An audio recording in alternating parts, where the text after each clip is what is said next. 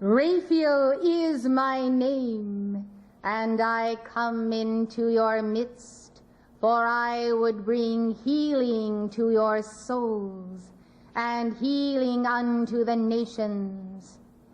This is a time in the earth of the descent of plagues, for mankind is vulnerable, and that vulnerability comes not so much by his karma, but by the pollution of the earth body itself, and the scant knowledge of the true science of nutrition, and what is right for these bodies, vessels made of clay and yet fit for the habitation of your God. Therefore, in profound reverence, receive your Christ into your temple, and know that if your Christ does not daily abide in your temple, it is because you have yet some house cleaning to do. You have yet to raise up the light and to know that you are capable of this, and that another shall not do it for you, namely the Lord and Savior, who comes to save by grace, yet tutors your soul in the way of carrying your own burden of karma. Yes, you have lived again and again. Look into the mirror of my aura and see all past ages before you, if you can. I would remove the veil from your inner sight, and yet that too is a karmic condition, and it may be the densification of matter, or else even the misuse of the all-seeing eye of God in ancient days gone by, wherein you therefore disqualified yourself from having the inner vision, and had to run about thither and hither, therefore to know which is the way to go. Is it this? Is it that? And thus, in a state of human questioning and intellectual prowess, people seek to know the meaning of life, and yet they use so little of the deathless solar body, of the faculties of the soul, the intuitive powers of the heart. And therefore, what do you truly know of yourself, except the conditioning you have received in this life? I, Raphael, come to tear the veil from you, if you would see, but some desire not to see, preferring rather the layers of illusion, whereby the world may still be a fantasy, and denial may be practiced, and reality may not be faced. Is the future and the prophecy thereof too horrible for the eye to behold? Some shield the eye, for they will not take the light concentrated from the heart of God, while others pray the Hail Mary, desiring that every nook and cranny of their being might be exposed, for these desire to walk in the footsteps of the saints. Our concerns are real and concrete. We look at disease that is rampant and getting worse. We look at epidemics, we look at AIDS, and we wonder, when will people become realists? When will they understand? When will they know that that which they have put into the belly is that which conditions every organ of the body?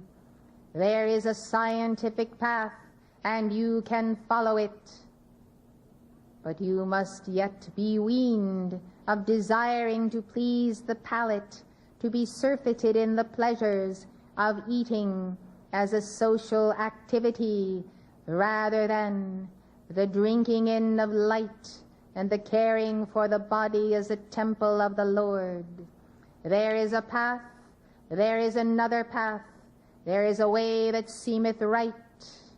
The end thereof are the ways of the death, not only of the body, but ultimately of the soul. You have been told that the soul is immortal. I tell you, the soul is not immortal until she has bonded herself to her Lord, the one who is the Atman, the higher self, that living Christ of you.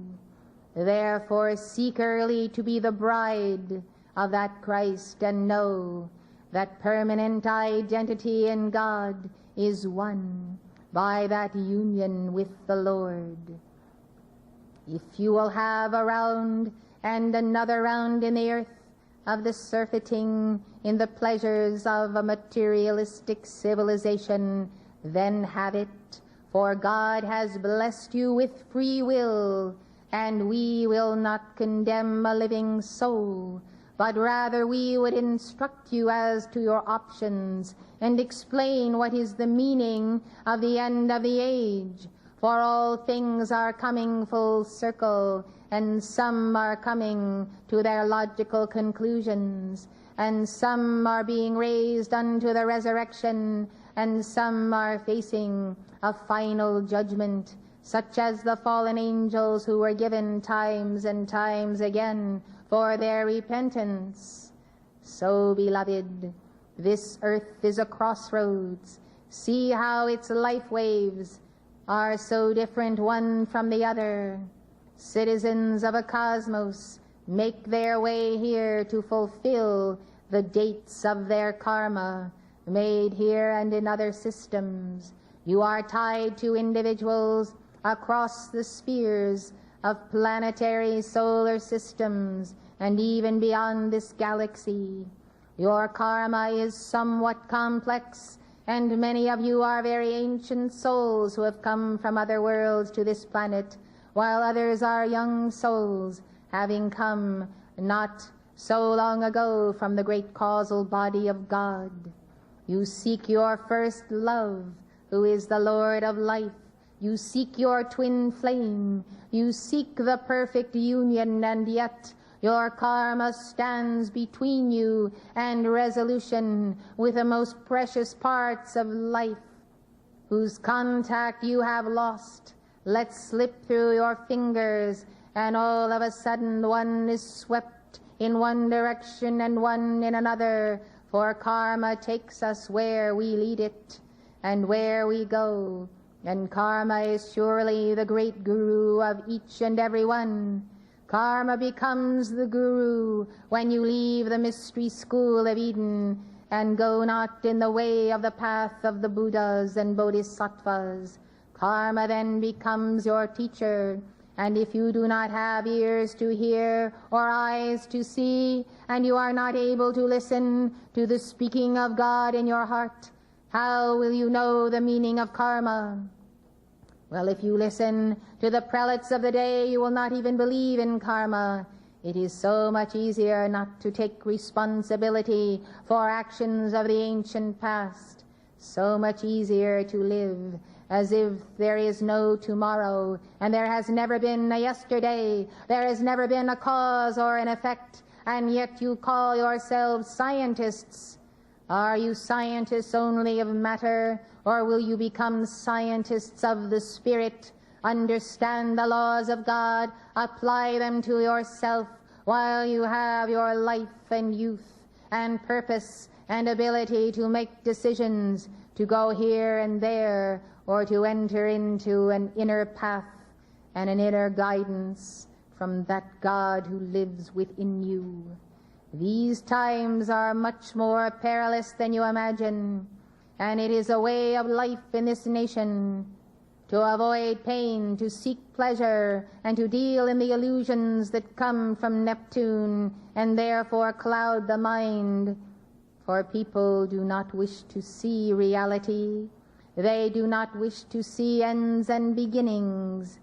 And above all, they do not want responsibility for the exercise of freedom.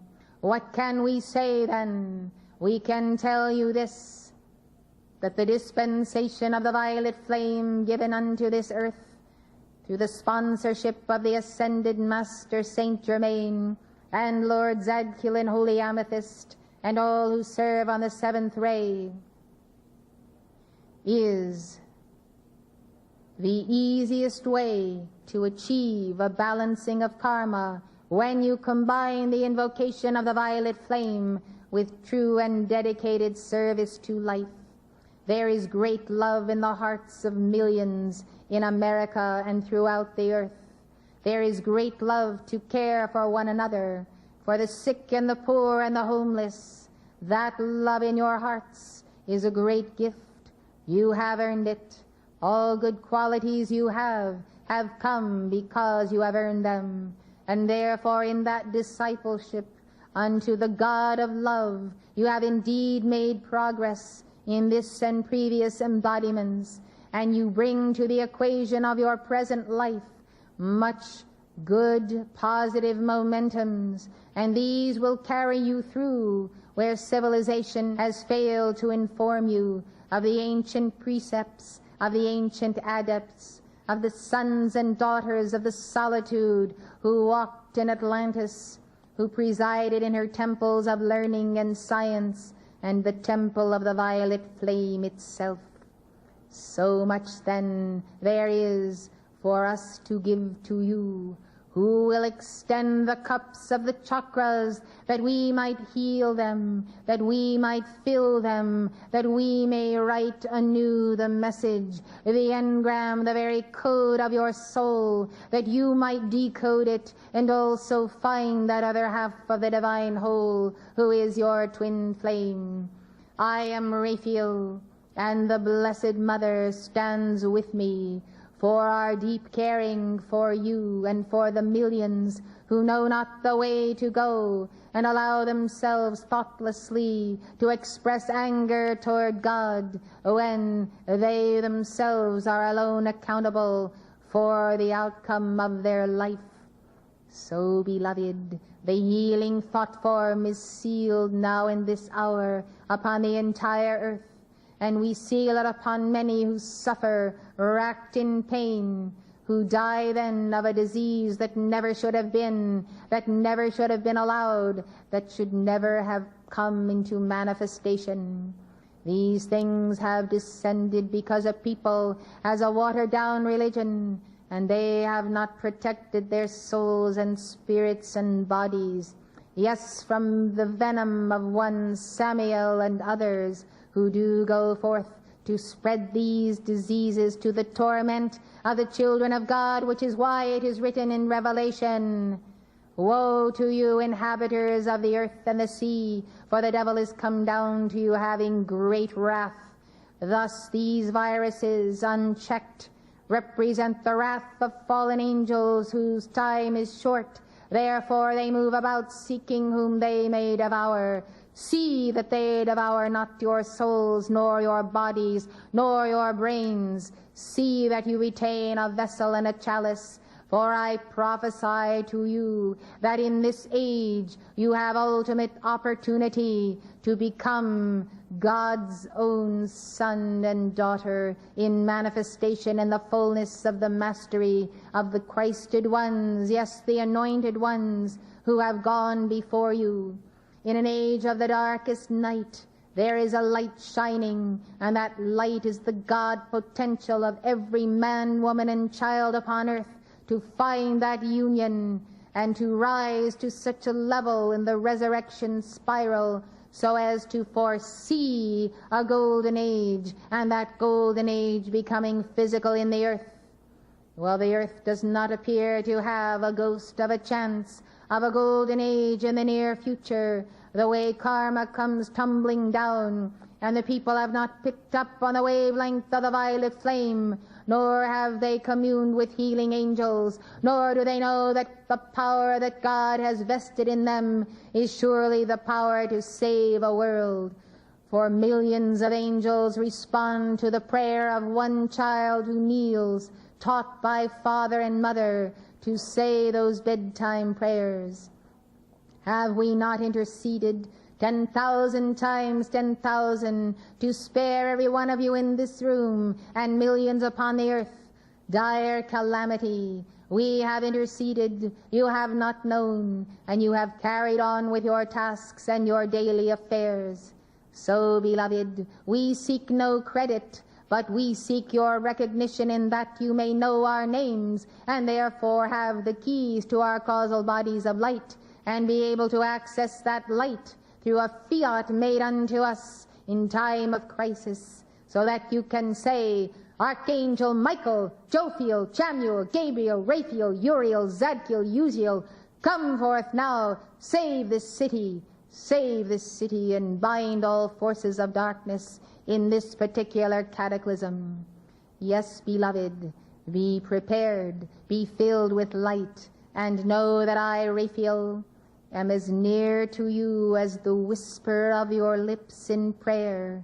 I have the listening ear, and I have all of the so-called technology of the spirit cosmos to respond to billions upon billions of souls.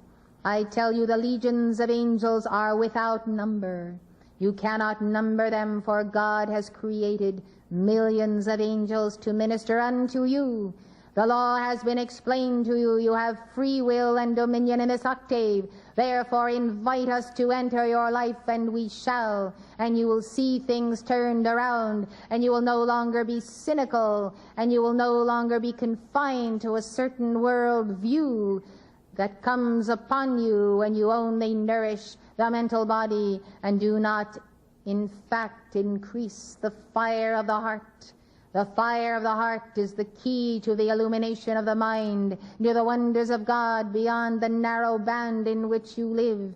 It is a very narrow band when you limit yourself to your mental body, for you have a solar body. You have the mind of God. There is absolutely no limit to what you can know and do, if you will but bend the knee before your own God presence and know that to keep the commandments and obey the laws of God are prerequisites to your receiving the dispensations of God. Yet we shun no one, and we help to the fullest extent of the laws of God all who will simply look up to the sun of their I am presence and say, "O God, help me." That is all you need to say. It is sufficient prayer. It allows the angels to enter your life and turn things around and set things right and direct you on your course of the mission to which God has anointed you in this hour.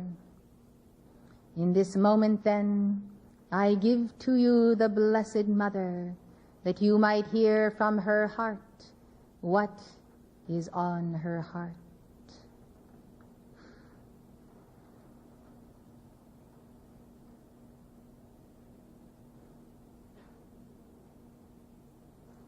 My beloved sons and daughters, I am grateful to be with you in this city.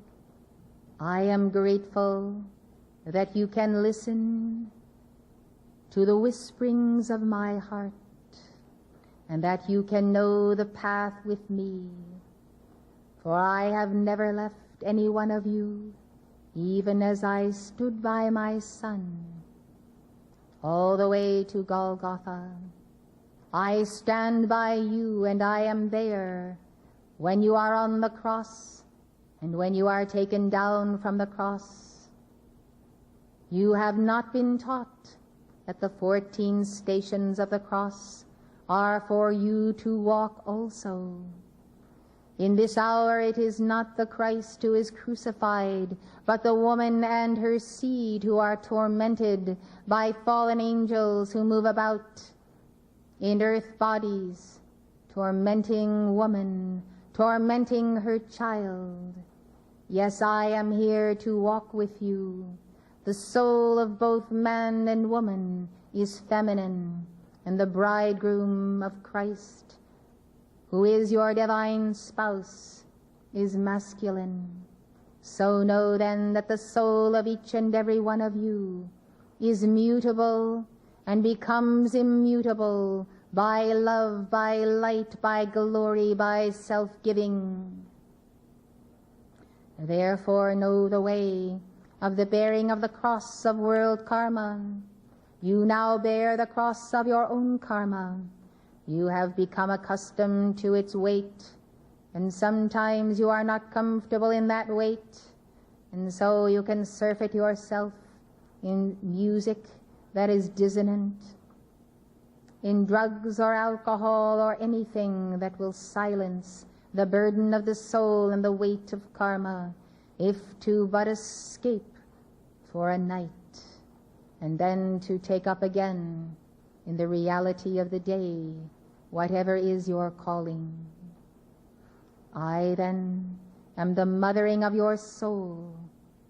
The Divine Mother in the earth is the great need of the hour.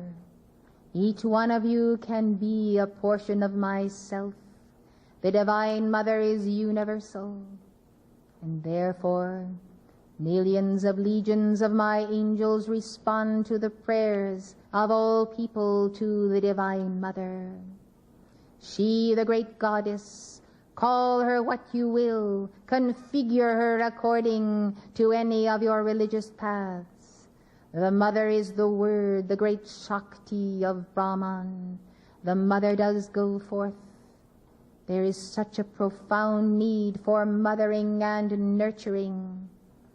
Mothers of the world, fathers of the world, I speak to you. Your children need you every hour. They need not so much of the goods of this world and material things that you work and work to the neglect of the moments of tenderness and caring and intimacy with your children. Do not harm them any more.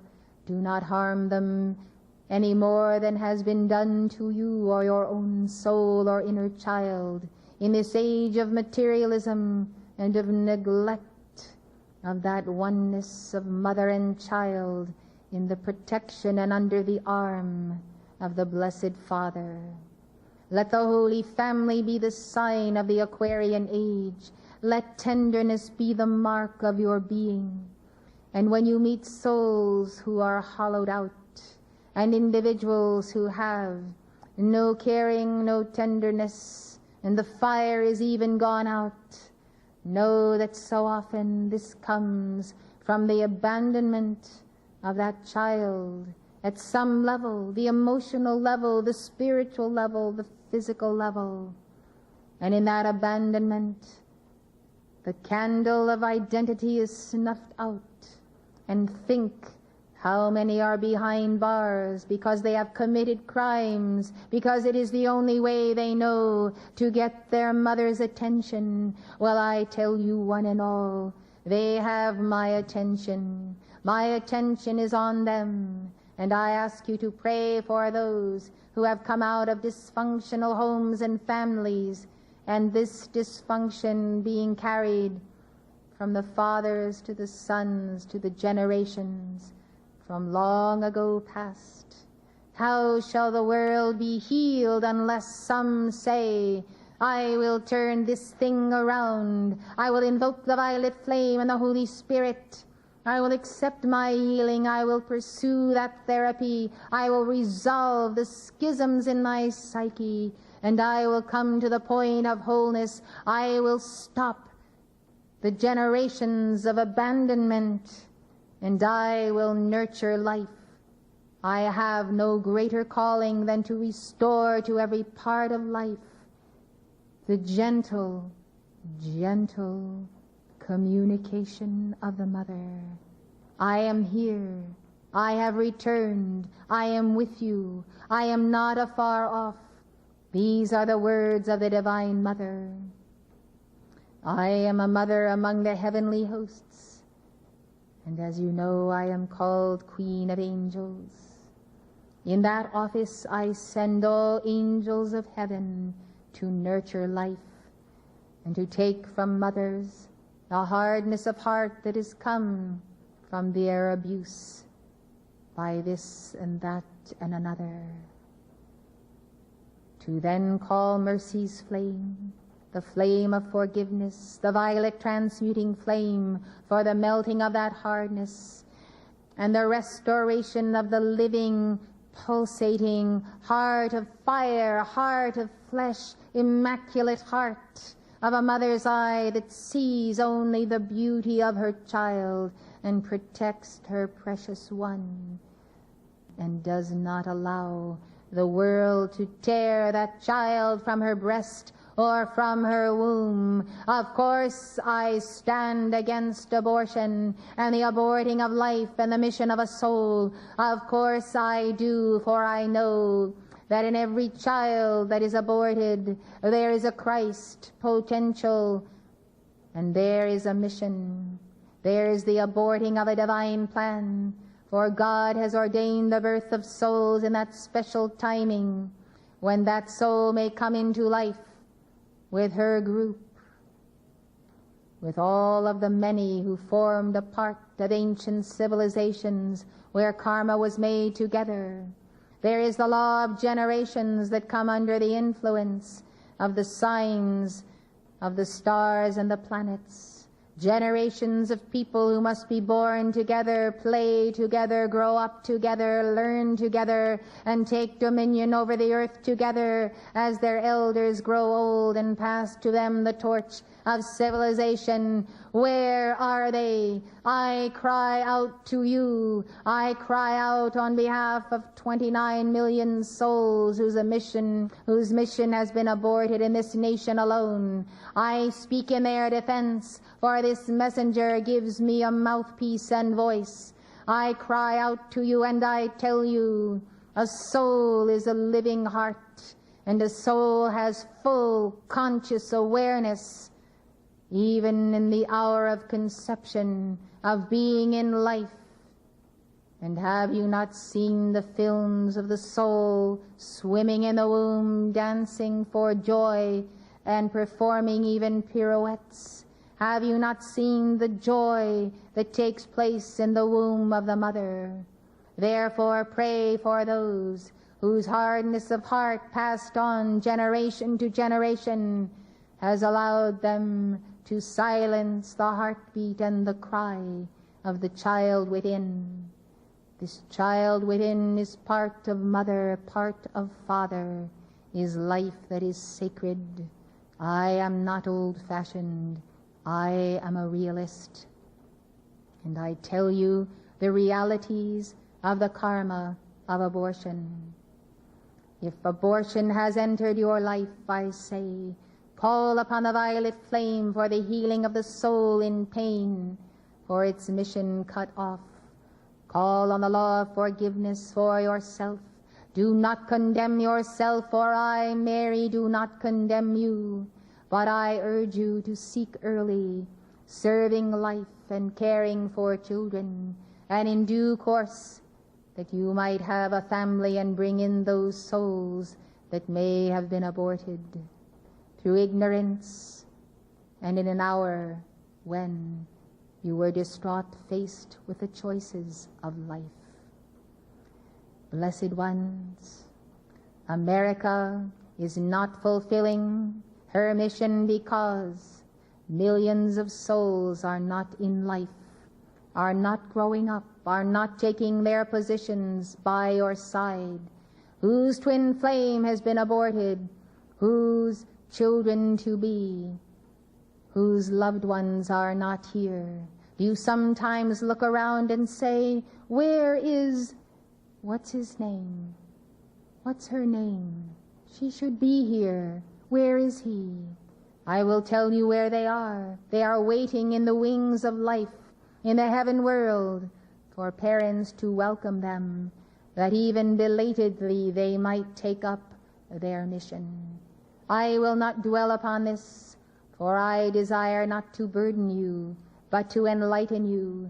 Yet this is one of the grave realities of our time.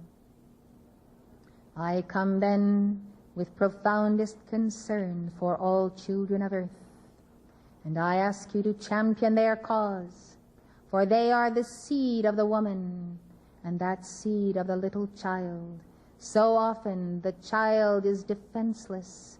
Who defends the child and the right of that child to learn, to breathe, to enjoy, to be carefree, to not be hungry? Who will defend the child? This is the defenseless of the entire population of the planet. Yes, beloved, my angels come, Archangel Michael's angels come, in the defense of the child. May you come to their aid no matter what your profession. May you make time for children. Make time for the children. Make time for them. They need your love so desperately. And in their little souls and in their little hearts, they pray to God for deliverance. Let the light be upon you now. Let the light of your mission. I blaze the light upon your own childhood, and I send waves of healing for all hurt that may have been upon you. And you who are the strong, and you who are the whole, may you take in your arms many, for this is an age for the succoring of life. Now our angels come. They come in myriad numbers, clustering around you, tapping you on the shoulder and saying, "Remember me, I am your cohort of light. I was there when you were born. I have tended you. I have been with you. Come, I will show you the next step." Feel the love of God in the angelic hosts. They are real, I promise you. We are real, we are ready, and we are determined that this civilization will not go down for this or that darkness that has penetrated. For the judgments of the Lord Christ shall ultimately come for the binding of the rebel angels, and life will ease up as you move into the 21st century. But now in these years to come, 9 years and more from this hour, you will find challenges supreme. I come then for your strengthening, for your determination, and to give you my promise that I, Mary, shall come to you and care for you as I have cared for my son Jesus. So call to me, for I am your mother of love, most approachable and never condemning. No, you are not sinners. You may be ignorant. You may have gone this or that side of the law, but in you is that divine being you are and have ever been from the beginning. Remember, I am Mary. I hold the Immaculate Concept for your victory. I am your mother cheering you on. I will not leave thee, O my sons and daughters. In this flame we seal our message to you this night. May you rejoice that your eyes are opened and that you can nurture your inner sight and therefore know and see those things which shall shortly come to pass.